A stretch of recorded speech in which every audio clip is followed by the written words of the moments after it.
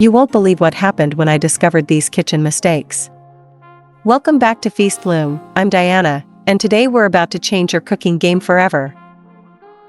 Hey everyone, I'm Emma, and honestly, I was making these mistakes for years without even knowing it. Diana, when you first told me about these, I was shocked. Emma, that's exactly why we need to talk about this today. Most people think they know how to cook, but they're actually sabotaging their own food. These 7 mistakes are literally the difference between a meal that's just okay and one that's absolutely incredible. And the crazy part is, some of these are things we do every single day. I mean, I thought I was being careful in the kitchen, but I was actually making my food worse without realizing it. That's the thing, Emma. The majority of home cooks make these errors, and it's not their fault. Nobody ever taught them properly. But here's what I've learned after years in professional kitchens: small changes make massive differences. Diana, before we dive in, I have to ask, how did you first discover these mistakes? Because I know you've been cooking professionally for years. Great question. It actually happened when I was mentoring young chefs in my restaurant. I kept seeing the same patterns over and over again. Even experienced cooks were making these fundamental errors that were holding them back. That's so interesting. So these aren't just beginner mistakes. Even people who think they know what they're doing are probably making them? Exactly. And that's what makes this so important. Whether you're cooking for your family every night or you're trying to impress someone special, these mistakes could be the reason your food isn't reaching its full potential. Okay, I'm getting excited already. But before we start, I want our Feastloom family to know we're not here to make anyone feel bad about their cooking. We're here to help you level up, right, Diana? Absolutely, Emma. Cooking with love is the secret of any unforgettable dish, and that starts with understanding these fundamentals. Every mistake we're about to share is fixable, and once you know what to look for, you'll never go back. So what's the first mistake that most people don't even realize they're making? The biggest one, and this might surprise you, is not reading the entire recipe before starting. I see this constantly, and it's a game changer when you fix it. Wait, really? I have to admit, I'm guilty of this sometimes. I just jump right in and figure it out as I go. Emma, you're not alone.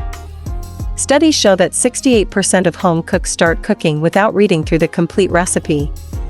But here's why this is sabotaging your food: recipes are written in a sequence for a reason. That makes so much sense. I remember making this pasta dish last month, and I didn't realize I needed to start the sauce 20 minutes before the pasta. Everything was so rushed and stressful. Perfect example.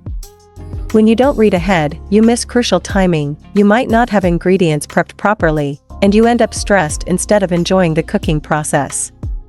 Good food can never be rushed, a gente nunca squeeze. So what's the solution? Just read the recipe first? It sounds almost too simple. It is that simple, but there's a technique to it.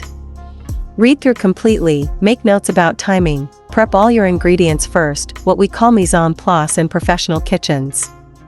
This one change will transform your cooking experience. I love that. What's the second mistake we need to watch out for? This one's going to shock people: overcrowding the pan. I see this mistake destroy perfectly good ingredients every single day, and most people have no idea they're doing it.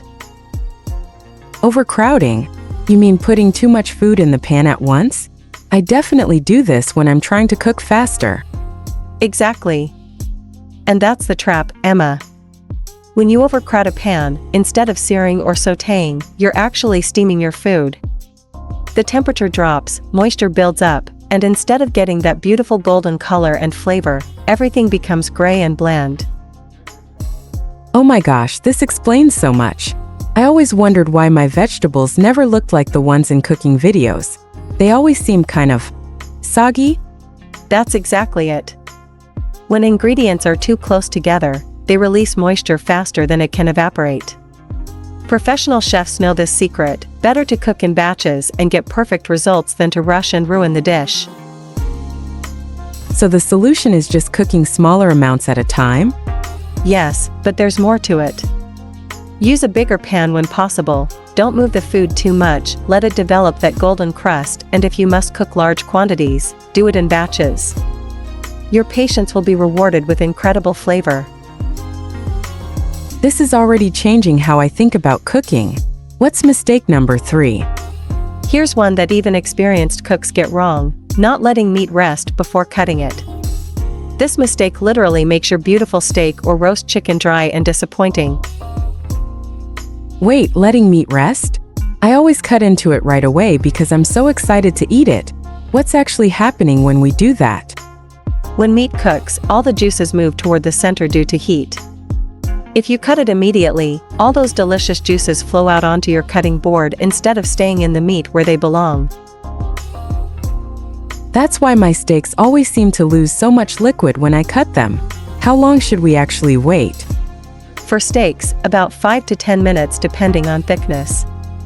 For whole chickens or roasts, 15 to 20 minutes. I know it's hard to wait when it smells so good, but trust me, the difference is incredible. I'm definitely going to try this. What about mistake number 4? This one's about salt, and it's probably costing you more flavor than any other mistake: not seasoning throughout the cooking process. Most people just add salt at the end, but that's not how professional kitchens do it. I usually just salt my food when it's done cooking. Are you saying that's wrong? Not wrong, but you're missing out on so much flavor potential. When you season in layers, a little salt when you start cooking onions, more when you add other ingredients, and final adjustments at the end, the salt has time to penetrate and enhance every component. That makes sense. It's like building flavor instead of just adding it on top. Exactly. Salt doesn't just make things salty, it enhances natural flavors and helps ingredients release their own delicious compounds. When you season throughout, every bite is perfectly balanced. What's mistake number 5? I'm learning so much already. This one kills me every time I see it: using the wrong cooking oil for high heat. People grab whatever oil is closest, not realizing they might be creating bitter flavors or even harmful compounds. I never really thought about this. I just use olive oil for everything. Is that bad? Extra virgin olive oil is amazing for low-heat cooking and finishing dishes, but when you use it for high-heat searing or frying, it breaks down and can taste bitter. For high heat, you want oils with high smoke points like avocado oil or grapeseed oil. This explains why sometimes my stir-fries taste a bit off. I was using olive oil for everything. Exactly. Each oil has its purpose. Save that beautiful extra virgin olive oil for drizzling over finished dishes or making dressings. Your high-heat cooking will taste so much cleaner with the right oil. What's mistake number 6?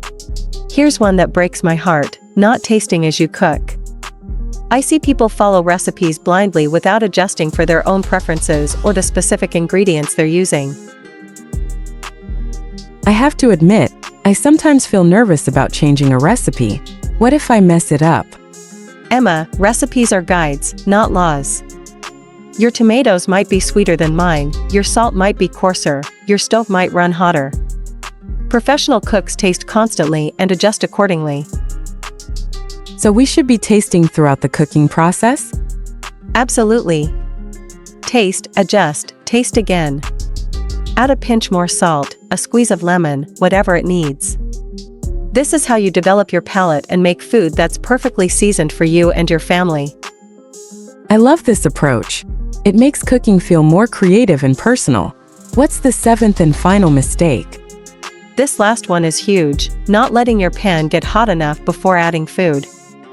This mistake ruins more dishes than people realize, and it's so easy to fix once you know what to look for. I think I might be guilty of this one too. How do you know when a pan is hot enough? Great question. For most cooking, you want to preheat your pan for 2 to 3 minutes on medium-high heat. You can test it by flicking a few drops of water into the pan. They should sizzle and evaporate immediately. And why is this so important?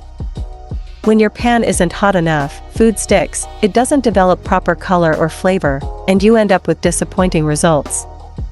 A properly heated pan creates that beautiful sear that locks in juices and creates incredible flavor compounds. This is amazing. So let me see if I understand the action plan. Read recipes completely, don't overcrowd pans, let meat rest, season throughout cooking, use the right oils, taste and adjust, and preheat pans properly? Perfect summary, Emma. These 7 changes will completely transform your cooking. And here's the beautiful thing, once you start doing these consistently, they become second nature.